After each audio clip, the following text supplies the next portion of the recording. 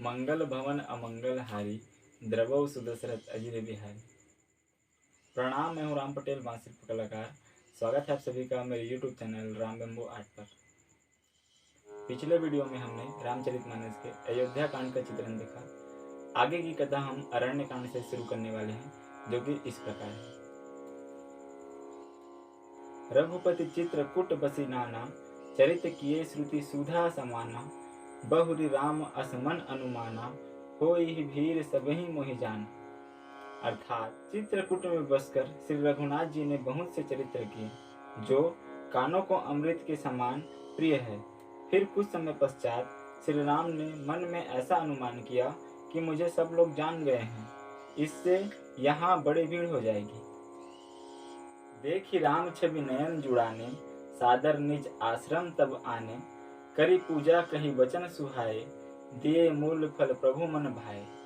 अर्थात श्री राम जी की छवि देखकर मुनि के नेत्र शीतल हो गए।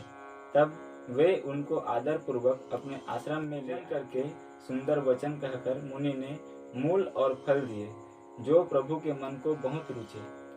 अनुसुईया के पद गही सीता, मिली बहोरी सुशील विनीता।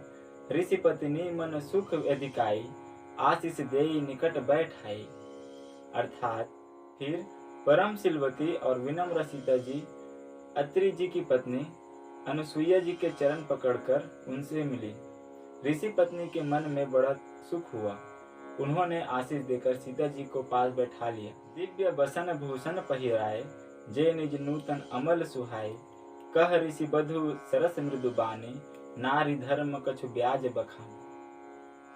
अर्थात उन्हें ऐसे दिव्य वस्त्र और आभूषण पहनाए जो नित्य नए, निर्मल और सुहावने बने रहते हैं। फिर ऋषि पत्नी उनके बहाने मधु और कोमल वाणी से स्त्रियों के कुछ धर्म बखान कर कहने लगी। ऋषि निकाय मुनि बर गति देखी, सुखी भय निज हृदय विशेषी। स्तुति करहि सकल मुनि वृंदा, जयति प्रणत हित करुणा कंदा।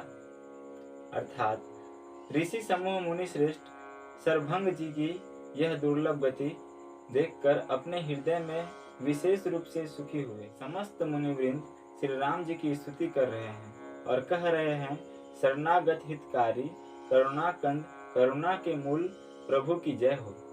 पुनि रघुनाथ चले बन आगे, मुनिबर वृंद विपुल संग लागे। अस्ति समूह देखी रघुराया, पूछी मुनि लागी अति दाया। फिर श्री रघुनाथ जी आगे वन में चले। श्रेष्ठ मुनि के बहुत से समूह उनके साथ हो लिए। हड्डियों का ढेर देखकर श्री रघुनाथ जी को बड़ी दया आई। उन्होंने मुनियों से पूछा, हे प्रभु परम मनोहर ठाऊं, पावन पंच बटी तहि नाऊ।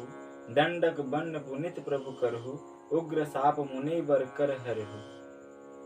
अर्थात हे प्रभु, एक परम मनोहर और पवित्र स्थान है, उसका नाम पंचवटी है। हे प्रभु, आप दंडक वन को, जहाँ पंचवटी है, पवित्र कीजिए और श्रेष्ठ मुनि गौतम जी के कठोर साप को हर लीजिए। दोहा। गिद्धराज से भेंट भई, बहुविधि प्रीति बढ़ाई। गोदावरी निकट प्रभु, रहे प्रण गृह छाई। अर्थात वहाँ गिद्धराज जटायु से भेंट हुई। उसके साथ बहुत प्रकार से प्रेम बढ़ाकर प्रभु श्री रामचंद्र जी ने गोदावरी जी के समीप पर्णकुटी छाकर रहने लगे। जब ते राम किन्ह तह बासा, सुखी भय मुनि बीती त्रासा। गिरिबर नदी ताल छवि छाए, दिन दिन प्रति अति होहि सुहाए। अर्थात जब से श्री रामचंद्र जी ने वहां निवास किया, तब उनका डर जाता रहा। पर्वत, वन, नदी और तालाब शोभा से छा गए। वे दिनों दिन अधिक सुहावने मालूम होने लगे। शूर्पणखा रावण के बहिनी, दुष्ट हृदय दारुण जस अहिनी। पंचवटी सो गई एक बारा, देखे विकल भई जुगल कुमारा। अर्थात शूर्पणखा नामक रावण की एक बहन थी, जो नागिन के समान भयानक और दुष्ट हृदय की थी। वह एक बार पंचवटी में गई और दोनों राजकुमारों को देखकर विकल काम से पीड़ित हो गई। दोहा। लक्ष्मण अति लाघव सो नाक कान बिनु किन्ह, ताके कर रावण कहा मानो चुनौती दिन।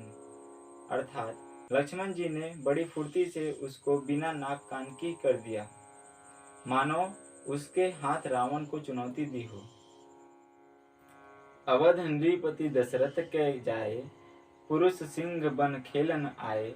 समुझि परी मोहि उन्ह कै करनी, रहित निशाचर करहिं धरनी।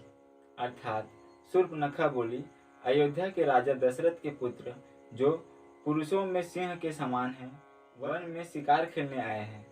मुझे उनकी करनी ऐसी समझ पड़ी कि वे पृथ्वी को राक्षसों से रहित कर देंगे।